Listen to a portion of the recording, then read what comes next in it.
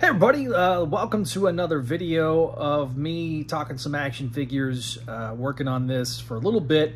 Wanted to do a comparison video between all the Goblins that have come out via Marvel Legends. So we're going to start off with a couple that are pretty familiar. Now, this is the Goblin from the 2-pack with Mary Jane. This is what Mary Jane looks like right here as I bring her forth. These are definitely based off of the 90s show directly. Similarly, this Hobgoblin is based off the 90s show. You can tell by the classic chainmail. They did redo the gloves, it looks like, a little bit compared to these older Goblins. And they did do, I think, that's a little bit different on the tops of the boots. So it is a slightly, different reuse. New belt compared to the old one. The belt here is also reused. Clearly, them reusing parts and pieces from this Hobgoblin with this Green Goblin's not necessarily a bad thing, but it is the head sculpt that looks fantastic. I'll try to insert a Ross Andrew era Goblin, because that's what this Goblin looks like to me. Really does look deranged and crazed compared to these other Goblins here. Obviously, this head sculpt here with Demo Goblin.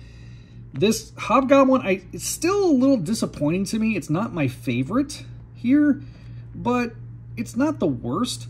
I would love to see a Hobgoblin, though, with, like, the blacked out hood and the red eyes.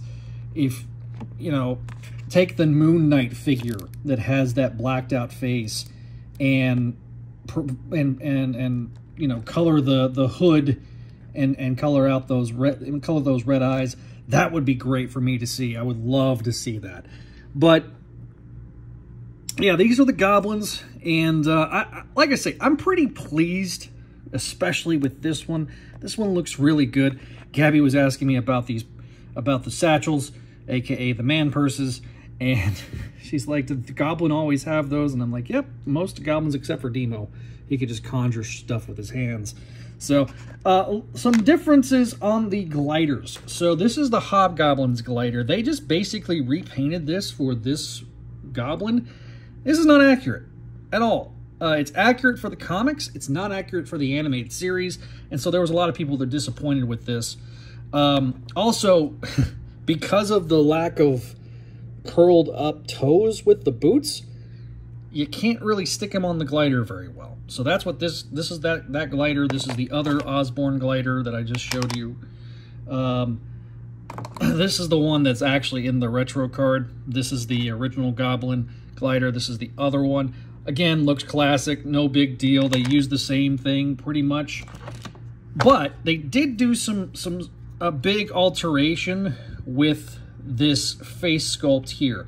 This looks just like it did out of the animated series. This looks great. This is the part that I really, really like. The rest of this is not bad. It's just the heads on these particular gliders. I'm sure a customizer can come in and create and 3D scan and reprint this particular face and put it on this glider here. To me, this is the classic glider. This was just a bit of a, I hate to call it a lazy paint job, but it is a lot of reuse.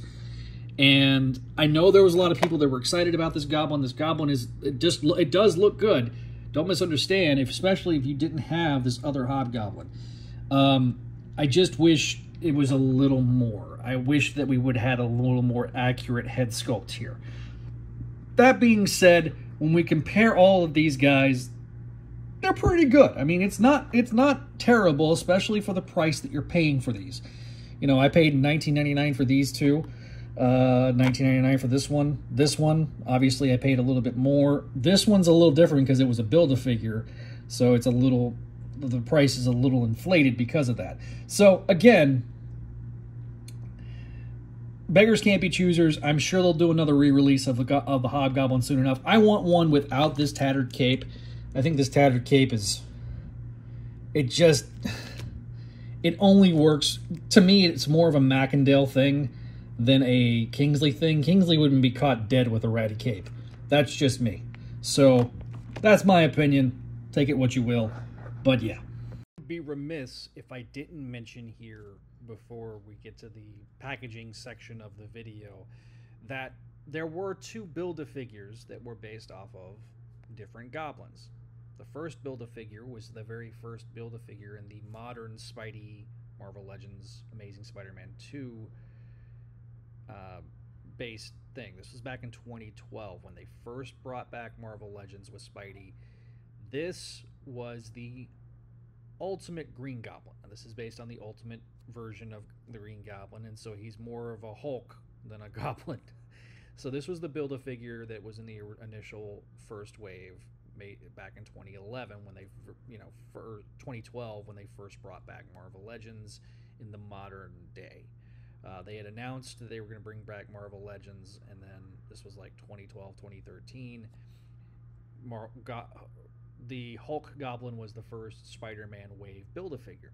Now this was based off of ASM2, and then you had Electro and the first Andrew Garfield Spidey that, based off concept art, doesn't look necessarily that good. If you remember those, they were good for the time, but they're definitely not good now. And then the second time, which was, I think, starting in 2014, which was the first true comics wave. Didn't have any movie figures or anything like that. It was the first Spidey comics wave, and that was the Phil Urich Hobgoblin. That was the kind of the bat wings. This was from the big time era, 2011 era or 2010 era of Marvel. And so basically I like it fine. I don't have a complete one of the Hobgoblin. I do have a complete Green Goblin, but I never did get I'm missing one of the arms on the Hobgoblin. I had a complete one, and then I sold it like an idiot. So then I eventually got most of the parts back, but now I'm just missing the arm from Daredevil. So because of that, that's why I didn't bring that up. But that compares those figures. But I figured we got to talk about the Build-A-Figure at least a little bit here. So you'll see some images of the Build-A-Figure as we go. I'll add some other images. One of the biggest differences also in these different goblins is the packaging. Now we'll start kind of talking about this packaging. We'll start with the original packaging. Now, in the first Hobgoblin and the first Green Goblin, they were done in the classic Marvel Legends style packaging, which had the window box, and it's got you can see everything in the box. This is the packaging that they've used pretty much since 2013, 2014, and they've continued using it ever since.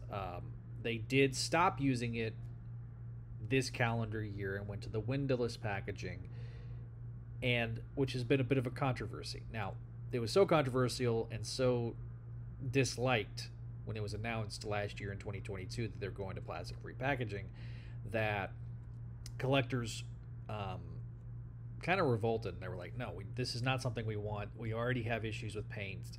We already have issues with some QC issues with Marvel Legends, and you're also got an issue with people swapping Marvel Legends all the time and then turning around and returning them. So they'll pay for the figure, swap it out for a lesser figure or a different figure altogether, and then take it back and return it, which is just that's not kosher.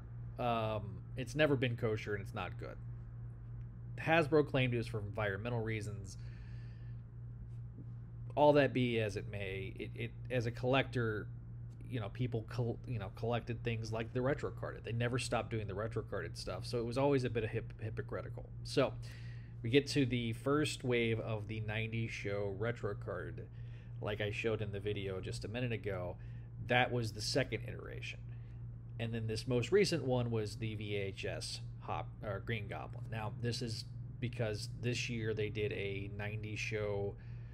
They did these video packaging where they had these 2-packs where you had, first was Symbiote Spidey and Carnage, the second one was Aunt May and Doc Ock, the third one was Green Goblin and Mary Jane, and the fourth one was Peter Parker and Smythe. So getting these like Smythe was one that kind of a rare thing. Aunt May probably never going to get a single release, but doing it with these 2-packs, I think, was a smart idea and strategy by Hasbro, because it enabled them to get these lesser-known characters, or lesser desired characters. There was a lot of people that wanted an Aunt May figure. There was a lot of people that wanted a Smythe figure, but by adding it to a desired figure like a 90s style Peter Parker, it kind of offset that cost. So it was kind of a win-win for Hasbro and the consumer. So that being said, the packaging is part of the allure for a lot of people. For me, especially, the 90s show packaging was great. The VHS packaging is great. It's a kind of a cool display piece when you have it on your display. However, I know a lot of people really preferred that classic, Marvel Legends style packaging, because it looks consistent. And the only difference is really the tag on the front and the coloring, a lot of times. And then there'll be stuff on the sides. So obviously they're bringing that back, starting with the first wave of 2024. With the Void Wave, they are bringing that style packaging back, and I think it's going to be rolling out as we get through the next year. Obviously, the other thing, too, that you got to take into account with this packaging is that you're not going to make everybody happy. There's going to be some people that don't like the 90s show stuff, but as long as that packaging exists and there's not Build-A-Figures, basically that's what you're going to see, is this classic bubble style packaging. So apparently that's maybe easier to recycle. I don't know. So if you're into recycling, that's a big thing. So that is ultimately the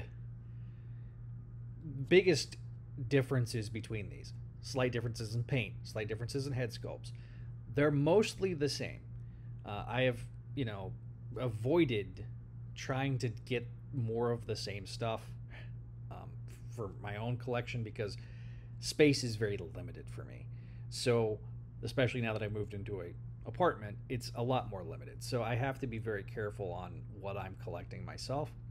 And I think that's probably where a lot of people are at, between the price hikes and, as I mentioned, the original pricing on these was $20.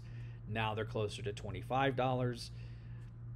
In some cases, they're $30, depending on the figures. So that, I know that's a big issue with a lot of people. So just keep that in mind. And look, you can find some deals on Facebook groups. If you're on Facebook or Instagram groups, there are groups that you can go and they kind of, you show off your collection, and or you want to sell some stuff. That's kind of the best place to go. And of course, if you want to get individual figures, eBay is always a good option if it's past when the big toy stores have them. So definitely check those out.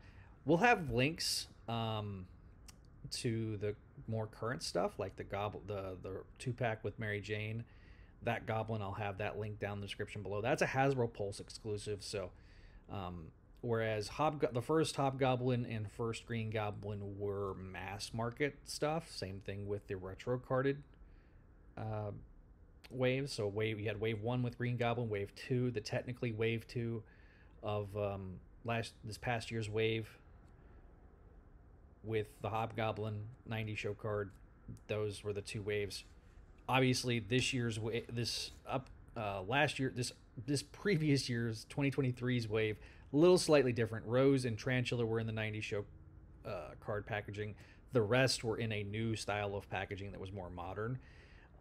So take that what you will. Those are available right now. You might be able to find some deals. I know at one point Target was having a 50% off sale on those particular figures.